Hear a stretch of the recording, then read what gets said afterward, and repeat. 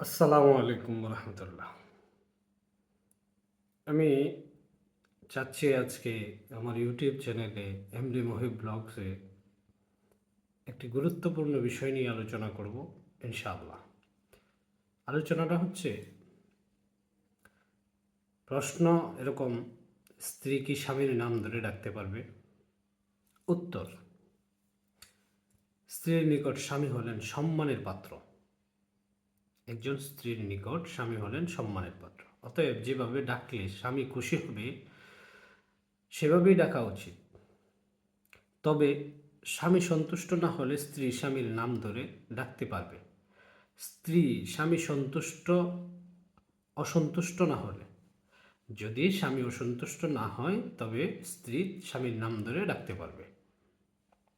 মূলত এগুলো সামাজিক প্রচলনের বিষয়, বুঝতেই তো পারছেন। এগুলো কোরআন হাদিসের কোনো সাংঘর্ষিক বিষয় না, এগুলো সামাজিক একটা বিষয়।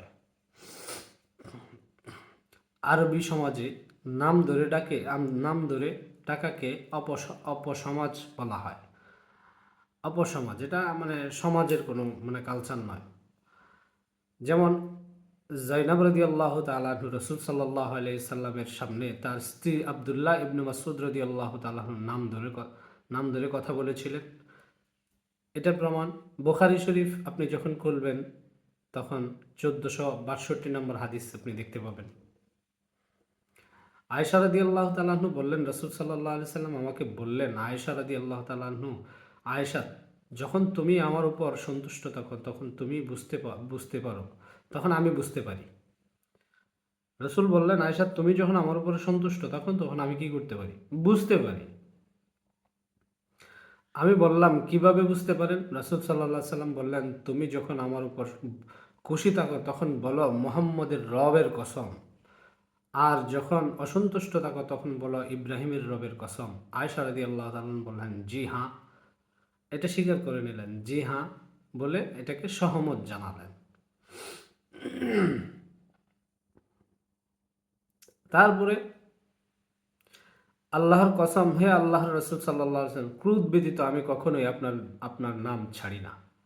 রাগান্বিত ব্যতীত কখনোই আমি আপনার নাম ছাড়া কথা বলি না বা নাম ছাড়ি না। বুখারী শরীফ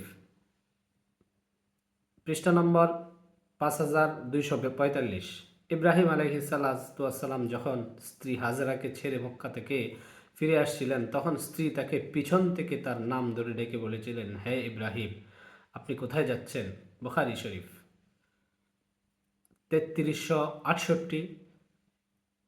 আলবানী সহিহ সিরা, আলবানী সহিহ সিরা 1 নম্বর পৃষ্ঠা 40 নম্বর খণ্ড। অতএব আমাদের সমাজে প্রচলিত যে বিষয়গুলো আছে, নাম ধরে রাখা যাবে না, এগুলো ভুল। এগুলো কোরআন হাদিস দ্বারা প্রমাণিত। যদি স্বামী সন্তুষ্ট থাকে তাহলে নাম ধরে রাখা যাবে, কোনো অসুবিধা নাই। সকলকে ধন্যবাদ। এই ধরনের ভিডিও যদি আমার কাছ থেকে আরও পেতে চান, কমেন্টস করে জানিয়ে দেবেন। ইনশাআল্লাহ আমি প্রতিদিন একটু একটু করে শিক্ষামূলক ভিডিও দেওয়ার চেষ্টা করব। সকলেই ভালো থাকবেন, সুস্থ থাকবেন। আসসালামু আলাইকুম।